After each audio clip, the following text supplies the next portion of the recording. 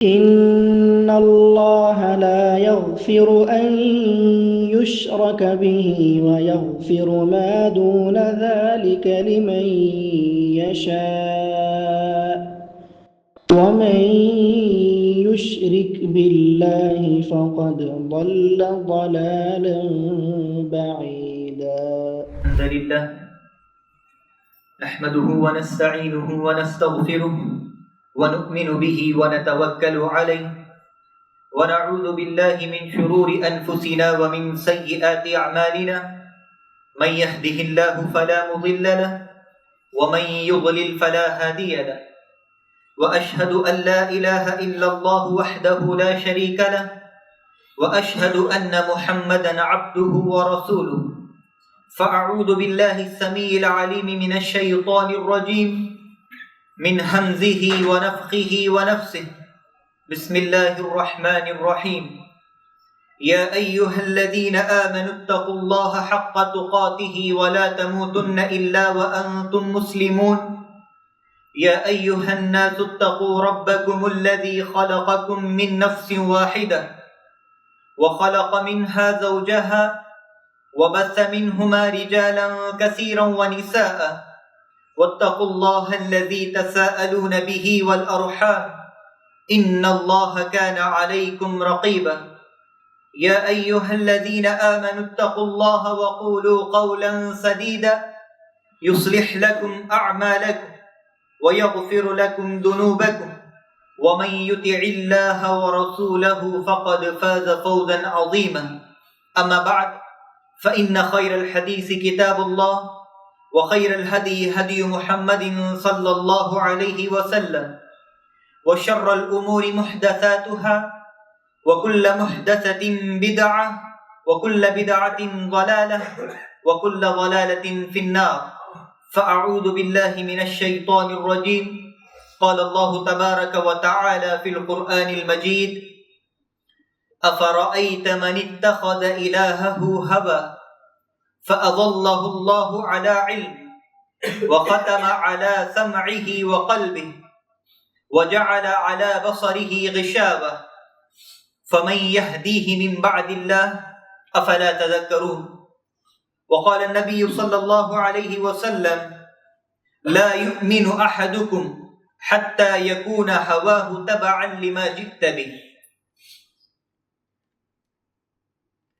எல்லா புகழும் எல்லாம் வல்ல இறைவன் அல்லாஹ்விற்கே உரியது. சாந்தியும் சமாதானமும் அல்லாஹ்வின் கடைசி தூதரான முஹம்மது ரசூல் ஸல்லல்லாஹு அலைஹி வஸல்லம் அவர்கள் மீதும், அவர்களை பின்பற்றிய சத்தியமிக்க சஹாபாக்கள் மீதும், தபஈன்கள் மீதும், தபஉ தபஈன்கள் மீதும், என் மீதும் உங்கள் மீதும் அல்லாஹ்வுடைய சாந்தியும் சமாதானமும் உண்டாகட்டுமாக. குத்பா ஹாஜாக்கு பிறகு உங்களுக்கு முன்னால் குர்ஆனுடைய ஒரு வசனம் ஓதப்பட்டது. அல்லாஹ்வின் நல்லடியார்களே, அல்லாஹ் இந்த உலக வாழ்வில் இந்த மனிதர்களை படைத்த நோக்கமும், மேலும் இந்த உலகத்தை படைத்த நோக்கமும், இந்த உலகத்தில் இருக்கக்கூடிய எல்லா விதமான பொருட்களை படைத்த நோக்கமும் சோதனை. இந்த சோதனை என்பது ஒரு மனிதனுடைய வாழ்வில் நடைபெற்றுக் கொண்டே இருக்கும்.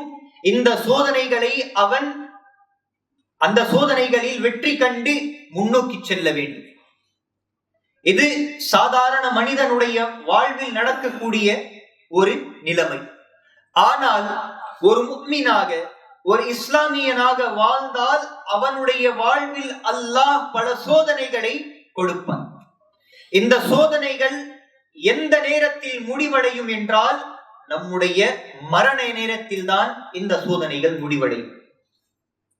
மேலும் அல்லாஹ் இந்த சோதனைகளை பற்றி தெளிவான முறையில் திருக்குர்ஆனிலே சொல்லி காட்டியிருக்கிறார்.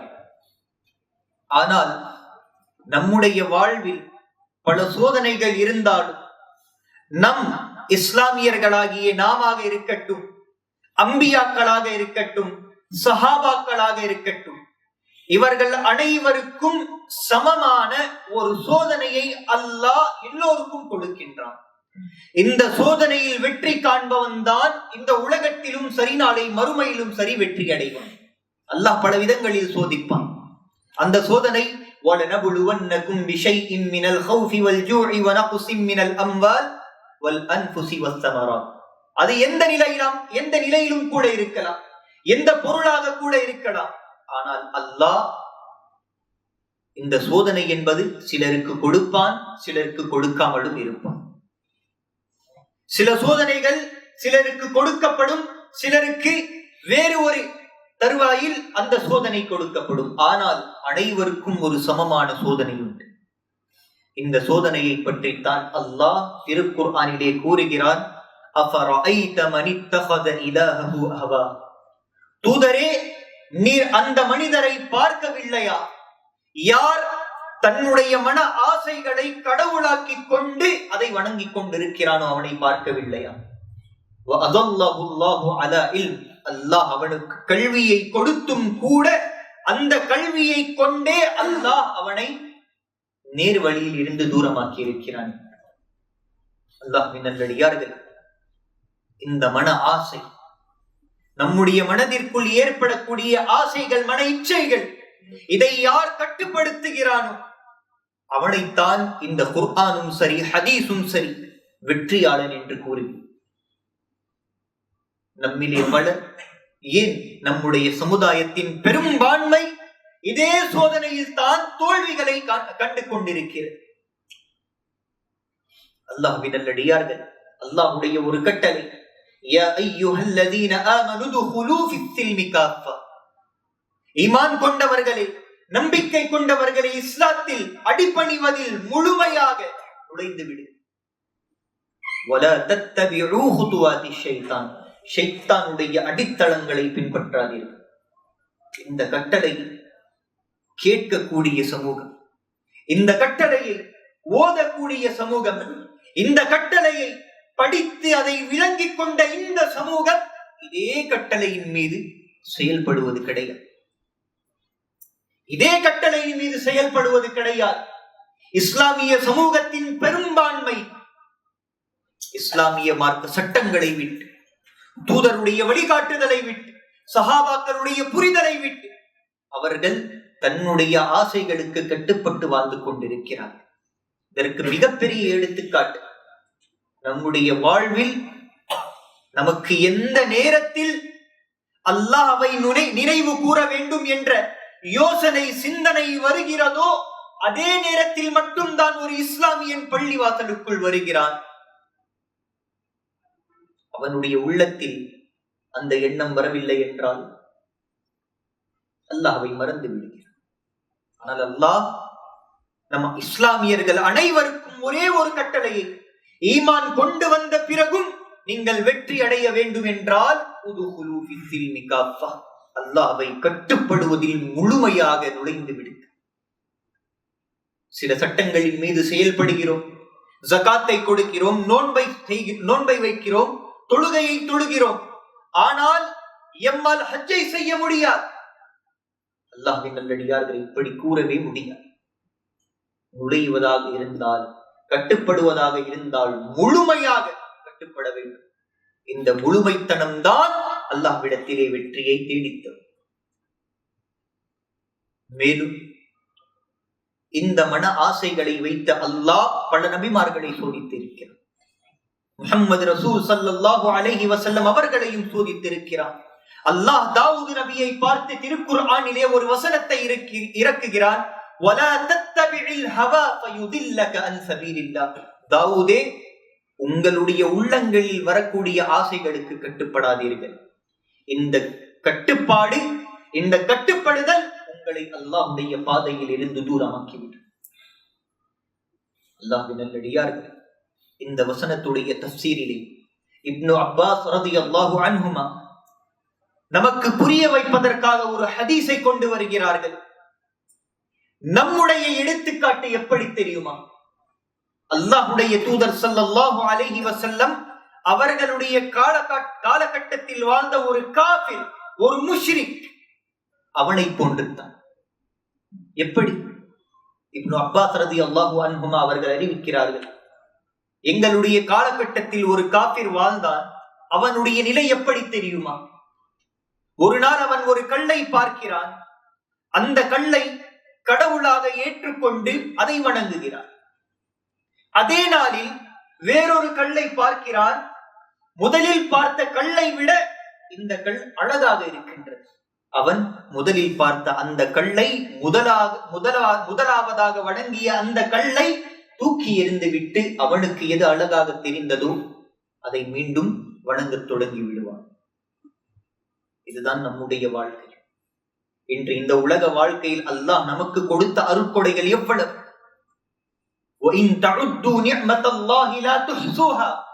நீங்கள் அல்லாஹ்வுடைய அருட்கொடைகளை என்ன ஆரம்பித்தால் எண்ணவே முடியாது. அந்த அளவிற்கு அல்லாஹ் அருட்கொடைகளை கொடுத்திருக்கிறார். அதை கொடுத்த பிறகும் இஸ்லாம் என்ற மிகப்பெரிய அருட்கொடையை அல்லாஹ் கொடுத்திருக்கிறார்.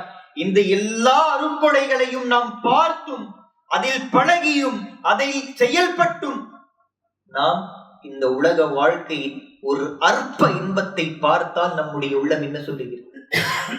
இவை அனைத்தையும் விட்டுவிட்டு அதை அடைவதற்காகவே, அதை அடைவதையே நாம் நோக்கமாக கொண்டு வாழ்ந்து கொண்டிருக்கிறோம். அப்போது அந்த காலகட்டத்தில் வாழ்ந்த காஃபிருக்கும் நமக்கும் எந்த ஒரு வித்தியாசமும் கிடையாது. அல்லாஹ்வின் நல்லடியார்களே, இந்த செய்திகளை செவியுற்று கேளுங்கள். இந்த வசனத்துடைய தஃப்சீரிலே ஹசன் பஸரி ரஹிமஹுல்லாஹ் அவர்கள் கூறுகிறார்கள், யார் ஒருவன் தன்னுடைய மன ஆசைகளுக்கு கட்டுப்படுகிறான், அல்லாஹ்வுடைய சட்டங்களுக்கு கட்டுப்படுவது கிடையாது, தூதருடைய வழிமுறைக்கு கட்டுப்படுவது கிடையாது, மாறாக அவனுடைய உள்ளத்திற்கு அவன் கட்டுப்படுகிறான் என்றால் ஹசன் பஸரி ரஹிமஹுல்லாஹ் அவர்கள் கூறுகிறார்கள், அவன் முனாஃபிக், நயவஞ்சகன் என்று கூறுகிறார். இந்த காரியத்தை செய்தால் அல்லாஹ்வுடைய சட்டங்களின் மீது செயல்படாமல், அல்லாஹ்விற்கு கட்டுப்படாமல், தனக்குள் என்ன தோணுகிறதோ, எனக்கு என்ன ஆசையோ அதைத்தான் நான் செய்வன் என்று சொன்னால் அவன் முனாஃபிக். மேலும் கதாதா ரஹிமஹுல்லாஹ் அவர்கள் கூறுகிறார், யார் ஒருவன் தன்னுடைய மன இச்சைகளுக்கும் மன ஆசைகளுக்கும் கட்டுப்படுகிறானோ அவன் முஷ்ரிக், அவன் அல்லாஹ்வோடு ஷிர்கை செய்து கொண்டிருக்கிறான், அவன் அல்லாஹ்விற்கு இணை வைத்துக் கொண்டிருக்கிறான். இன்று முஷ்ரிக்கீன்களாக இருக்கட்டும், ஷிர்கை செய்யக்கூடியவர்களாக இருக்கட்டும், அல்லாஹ்வை நிராகரிக்கக்கூடியவர்களாக இருக்கட்டும், அவர்கள் என்ன செய்கிறார்கள்? ஒரு கல்லையோ ஒரு மனிதனையோ ஒரு பொருளையோ அல்லாஹ்விற்கு நிகராக, அல்லாஹ்விற்கு சமமாக கொண்டு வருகிறார்கள். இதைத்தானே ஷிர்க் என்று கூறுகிறோம். இதைத்தான் நாம் ஒவ்வொரு நாளும் செய்து கொண்டிருக்கிறோம். யோசிக்கக்கூடிய விஷயம். நாம் இதைத்தான் ஒவ்வொரு நாளும் செய்து கொண்டிருக்கிறோம். ஃபஜ்ருடைய தொழுகை நேரத்தில் ஹய்யா அலஸ் ஸலாஹ், ஹய்யா அலல் ஃபலாஹ், அஸ்ஸலாத்து கைரும் மினன் நௌம் என்ற வார்த்தைகளை பாங்கு கூறுபவர் கூறிக்கொண்டிருக்கிறார். நம்முடைய காதுகளில் அந்த வசனங்கள், அந்த வார்த்தைகள் கேட்கின்றன. ஆனால் நாம் நம்முடைய மனதிற்கு கட்டுப்பட்டு தூங்குகிறோம். என்ன செய்து கொண்டிருக்கிறோம்? நம்முடைய மன ஆசைகளை அல்லாஹ்விற்கு சமமாக கொண்டு வருகிறோம். அல்லாஹ்வுடைய கட்டளைகளுக்கு சமமாக கொண்டு வந்து கொண்டிருக்கிறோம். அல்லாஹ்வின் நல்லடியார்களே, இதைத்தான் இமாம் கதாதா ரஹிமஹுல்லாஹ் அவர்கள் கூறுகிறார்கள், தன்னுடைய மன ஆசைகளுக்கு கட்டுப்படுபவன் முஷ்ரிக், அல்லாஹ்விற்கு இணை வைக்கக்கூடியவன். மேலும் அல்லாஹ்வின் தூதர் ஸல்லல்லாஹு அலைஹி வஸல்லம் அவர்கள் கூறினார்கள், லா யுமினு அஹதுக்கும் ஹத்தா யகூன ஹவாஹு தபஅன் லிமா ஜித்த பிஹி. அதுவரை ஒருவருடைய ஈமான் முழுமையடையாது, அவன் முழு முஃமினாக மாறவே முடியாது. எதுவரை அவன் தன்னுடைய மன ஆசைகளை நான் கொண்டு வந்த மார்க்கத்திற்கு கீழ் கட்டுப்படுத்தாமல் இருக்கின்றானோ அதுவரை அவனால் முஃமினாக மாறவே முடியாது. அல்லாஹ்வின் நல்லடியார்களே, நம்முடைய சமூகத்தின் நிலை, நம்முடைய சமூகத்தின் பெரும்பான்மை, சிலர் அல்லாஹ்வோடு ஷிர்கை செய்து கொண்டிருக்கிறார்கள், சிலர் இஸ்லாத்தை விட்டு வெளியேறிக் கொண்டிருக்கிறார்கள், சிலர் பிற மத கலாச்சாரங்களை பின்பற்றிக் கொண்டிருக்கிறார்கள். ஆனால் நாம் சிலர் தான் இருக்கின்றோம் அல்லாஹ்வை நினைவு கூறக்கூடியவர். இன்றைய காலகட்டத்தில் அல்லாஹ்வுடைய தூதர் ஸல்லல்லாஹு அலைஹி வஸல்லம் அவர்கள் அறிவித்த அனைத்து ஹதீஸுகளும் உண்மையாகிவிட்டன. மறுமை நாளுடைய அடையாளங்கள் 75% அடையாளங்கள் உண்மையாகிவிட்டன. மறுமை நம்மை நெருங்கிக் கொண்டே இருக்கின்றது. அல்லாஹ் யாரை பாதுகாத்தானோ அவர்கள் மட்டும்தான் ஈமானிலும் இஸ்லாத்திலும் நிலையாக இருக்கிறார்கள். நம்முடைய பெரும்பான்மை சமூகம் அல்லாஹ்வை நிராகரித்துக் கொண்டும் அல்லாஹ்வோடு ஷிர்கை செய்து கொண்டும் பிரமத கலாச்சாரங்களை பின்பற்றிக் கொண்டும் இருக்கின்றது. அல்லாஹ்வின் நல்லடியார்கள், நமக்கு தெரியாது நம்முடைய வீட்டில் இருக்கக்கூடிய எத்துணை நபர்கள் இஸ்லாத்தில் நிலையாக இருந்து கொண்டிருக்கிறார்கள். அல்லாஹ் அறிந்தவன், நீங்கள் அறிந்தவர்கள். இவர்களை பற்றி நீங்கள் நாளை மறுமையில் விசாரிக்கப்படுவீர்கள். உங்களுடைய வீடுகளில் இருக்கக்கூடிய உங்களுடைய தாய் தந்தையாக இருக்கட்டும், உங்களுடைய சகோதர சகோதரிகளாக இருக்கட்டும், இவர்கள் அனைவருடைய பொறுப்பையும் அல்லாஹ் உங்கள் மீது சாட்டி இருக்கிறான். இந்த பொறுப்புகளை பற்றி அல்லாஹ் நாளை மறுமையில் உங்களிடத்திலே விசாரிப்பான். அல்லாஹ்வுடைய தூதர் ஸல்லல்லாஹு அலைஹி வஸல்லம் அவர்கள் கூறினார்கள், குல்லுக்கும் ராய் வ குல்லுக்கும் மஸ்ஊலுன் அன் ரஇய்யதி. உங்களிலே ஒவ்வொருவரும் பொறுப்பாளி. அவர்களுடைய பொறுப்புகளை பற்றி அல்லாஹ் நாளை மறுமையில் விசாரிப்பான். இன்னும் நம்மிடத்திலே நேரம் உள்ளது. நம்முடைய வாழ்வில் நாம் அல்லாஹ்விற்கு முக்கியத்துவத்தை வழங்கியுள்ளோமா, அல்லது நமக்கு நாமே முக்கியத்துவத்தை கொடுத்திருக்கிறோமா? ஒவ்வொரு நாளும் நாம் யோசித்து ஒவ்வொரு அடியையும் பார்த்து பார்த்து எடுத்து வைக்க வேண்டும். அல்லாஹ்வின் நல்லடியார்கள், அபூபக்கர் ரலியல்லாஹு அன்ஹு, இந்த சஹாபியை பற்றி நாம் அனைவரும் அறிந்தவர்கள். அஷரத்துல் முபஷ்ஷரூன மினல் ஜன்னah, 10 சொர்க்கவாதிகளில் ஒரு சொர்க்கவாதி. அல்லாஹ்வுடைய தூதர் ஸல்லல்லாஹு அலைஹி வஸல்லம் இவர்களை பற்றி ஹதீஸிலே கூறினார்கள், அபூபக்கருன் ஃபில் ஜன்னah, அபூபக்கர் சொர்க்கவாதி. அபூபக்கர் இடத்திலே சஹாபாக்கள் ஒரு கேள்வியை கேட்கிறார்கள். அமீருல் முஃமினீன், முஃமின்களுடைய தலைவரே, உங்களுடைய பார்வையில் வெற்றி என்பது என்ன? இந்த உலகத்திலும் சரி, நாளை மறுமையிலும் சரி, உங்களுடைய பார்வையில் வெற்றி என்பது என்ன என்ற கேள்வி சொர்க்கவாதியான அபூபக்கரிடத்திலே கேட்கப்படுகிறது. அபூபக்கர் ரலியல்லாஹு அன்ஹு அவர்கள் பதிலை கொடுக்கிறார்கள். யார் ஒருவன் தன்னுடைய மன ஆசைகளை கட்டுப்படுத்தி மார்க்கத்திற்கும் அல்லாஹ்விற்கும் முக்கியத்துவத்தை கொடுக்கின்றானோ அவன்தான் வெற்றி அடைந்தவன். யார் கூறியது? மிகப்பெரிய பணக்காரர் கிடையாது, இந்த உலகத்திற்காக வாழ்ந்தவர் கிடையாது, இந்த உலக செல்வங்களுக்காக வாழ்ந்தவரும் கிடையாது. அல்லாஹ்வுடைய தூதருக்காக, அல்லாஹ்வுடைய தூதர் கொண்டு வந்த அந்த மார்க்கத்திற்காக, அல்லாஹ்வுடைய தூதர் காட்டிய அந்த அல்லாஹ்விற்காக வாழ்ந்தவர், மரணித்தவர், செலவிட்டவர் அந்த அபூபக்கர்.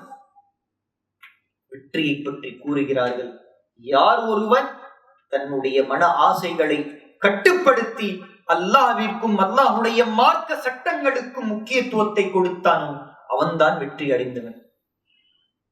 ஆக அல்லாஹ்வின் நல்லடியார்கள், நம்மிடத்திலே பலர் இன்று பல பிரச்சனைகளை பார்த்துக் கொண்டிருக்கிறது. ஒவ்வொரு நாளும் புது புதிய பிரச்சனை. ஆனால் இந்த அனைத்து பிரச்சனைகளுக்கும் மூல காரணமே இந்த ஒரே ஒரு விஷயம். நாம் நம்முடைய மனதோடு, நம்முடைய உள்ளத்தோடு ஜிஹாதை செய்ய வேண்டும். இதைத்தான் அல்லாஹ்வுடைய தூதர் ஸல்லல்லாஹு அலைஹி வஸல்லம் அவர்கள் கூறினார்கள். நாம் நினைத்துக் கொண்டிருப்போம், ஒரு மைதானத்திலோ அல்லது போர்க்களத்திலோ அல்லாஹ்வை நிராகரிக்க கூடியவர்களுக்கு எதிராக வாளை ஏந்திக் கொண்டு போர் செய்வது மட்டும்தான் ஜிஹாத். அல்லாஹ்வுடைய மார்க்கத்திற்காக உழைப்பது மட்டும்தான் ஜிஹாத். அந்த உழைக்கக்கூடிய அந்த தருவாயில் ஏற்படக்கூடிய பிரச்சனைகளை எதிர்ப்பது மட்டும்தான் ஜிஹாத் கிடையாது. இதுவும் ஜிஹாது தான். இதைவிட பெரிய ஜிஹாத் ஒரு முஸ்லிமுடைய வாழ்க்கையில் அல்லாஹ்வுடைய தூதர் கூறினார்கள், அல் முஜாஹிது மன் ஜாஹத நஃப்ஸஹு ஃபீ தாஅத்தில்லாஹ். உண்மையான முஜாஹித், மிகப்பெரிய முஜாஹித் யார் என்றால், யார் தன்னுடைய நஃப்ஸை அல்லாஹ்விற்கு கட்டுப்படுத்துவதற்காக போரிடுகிறானோ அவன்தான் உண்மையான முஜாஹித். அவன்தான் உண்மையான போராளி. இந்த போர் வருடத்திற்கு ஒரு முறையோ 2 வருடத்திற்கு ஒரு முறையோ கிடையாது.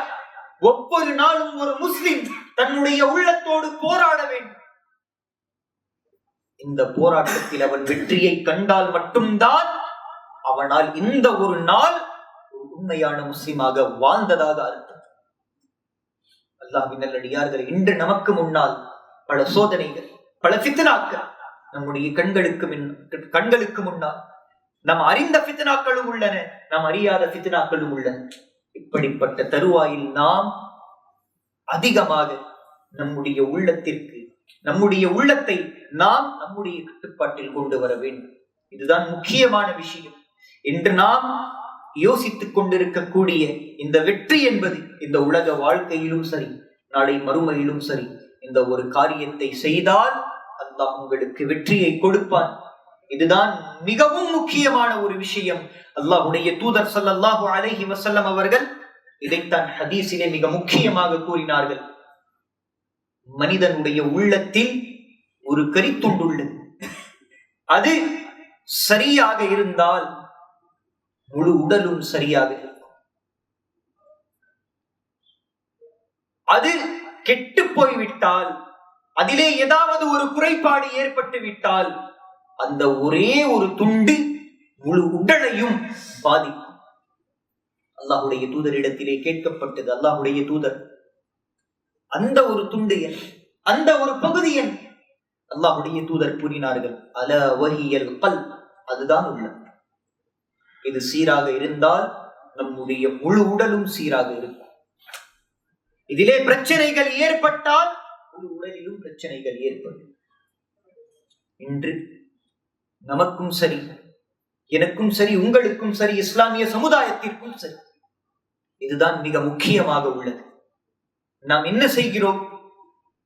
இஸ்லாத்தை தெரிந்து கொள்வதிலும் பின்னடைவில் இருக்கின்றோம். இன்று நம்முடைய சமுதாயம் குர்ஆனை ஓதுவதிலும் பின்னடைவில் உள்ளது, குர்ஆனை விளங்கிக் கொள்வதிலும் பின்னடைவில் உள்ளது, எல்லா மார்க்க விஷயங்களிலும் பின்னடைவில் தான். இன்றும் கூட நம்முடைய கண்களால் நம்மால் பார்க்க முடியும். ஜும்ஆவிற்காக பல பள்ளிவாசல்கள் நிரம்பி வழிகின்றன. ஆனால் அதே பள்ளிவாசல்கள் மறுநாளில், ஏன் மறு தொழுகையில் நிரம்புவது கிடையாது. இதுதான் இஸ்லாமியர்களுடைய நிலை. இன்று நாம் நம்முடைய நாவால் கூறிக்கொள்ள முடியும், நான் அல்லாஹ்விற்கு கட்டுப்படுபவன், என்னுடைய உள்ளத்தை நான் என்னுடைய கட்டுப்பாட்டில் தான் வைத்துக் கொண்டிருக்கிறேன். ஆனால் இதை நாவால் கூறினால் மட்டும் வெற்றி கிடையாது. இஸ்லாமிய மார்க்கத்தில் எந்த ஒரு செயல்பாடும் வெறும் நாவால் கூறினால் அல்லாஹ் வெற்றியை கொடுத்து விடுவான் என்று தவறாக எண்ணிக்கொள்ளாதீர்கள். நீங்கள் கூறக்கூடிய வார்த்தை அது செயல்பாடாக மாறாத வரை அல்லாஹ் உங்களுக்கு வெற்றியை கொடுக்க மாட்டான். ஆக அல்லாஹ்வின் நல்லடியார்களே, இன்று நாம் செய்த பாவங்களை நினைத்து இதுவரை நாம் அல்லாஹ்விற்கு மாறு செய்திருப்போம். இதுவரை நாம் அல்லாஹ்விற்கு சமமாக நம்முடைய மன ஆசைகளை கொண்டு வந்திருப்போம், செயல்பட்டு கொண்டிருக்கிறோம். இந்த நேரத்தில் இருந்து இந்த செய்தி உங்களிடம் வரை ஒப்படைக்கப்பட்டு விட்டது. இதற்கு மேல் நீங்களும் உங்களுடைய ரப்பும் மட்டும்தான். நீங்கள் செயல்பட்டால் உங்களுக்கு அல்லாஹ் கூலியை கொடுப்பான். நீங்கள் நிராகரித்தால் அதற்கான கூலியையும் அல்லாஹ் உங்களுக்கு கொடுப்பான். ஆக நான் கடைசியில் அல்லாஹ்விடத்திலே துஆ கேட்கிறேன், அல்லாஹ் எனக்கும் உங்களுக்கும் இந்த அனைத்து வார்த்தைகளின் மீது செயல்படக்கூடிய பாக்கியத்தை தருவானாக. அல்லாஹ் என்னையும் உங்களையும் உலக முஸ்லிம்களையும் நேரான வழியில் நிலையாக இருக்கக்கூடிய பாக்கியத்தை கொடுப்பானாக. அல்லாஹ் எனக்கும் உங்களுக்கும் உலக முஸ்லிம்களுக்கும் அவர்களுடைய உள்ளத்தை, அவர்களுடைய உள்ள ஆசைகளை மார்க்கத்திற்கு கீழ் கட்டுப்படுத்தி வைக்கக்கூடிய பாக்கியத்தை அல்லாஹ் நம் அனைவருக்கும் கொடுப்பானாக. ஆமீன் சும்ம ஆமீன். வ ஆகிரு தஅவானா அல்ஹம்துலில்லாஹி ரப்பில் ஆலமீன். بارك الله لنا ولكم في القرآن المجيد والفرقان الحميد. إنه تعالى جواد كريم بر رؤوف رحيم ورب حليم.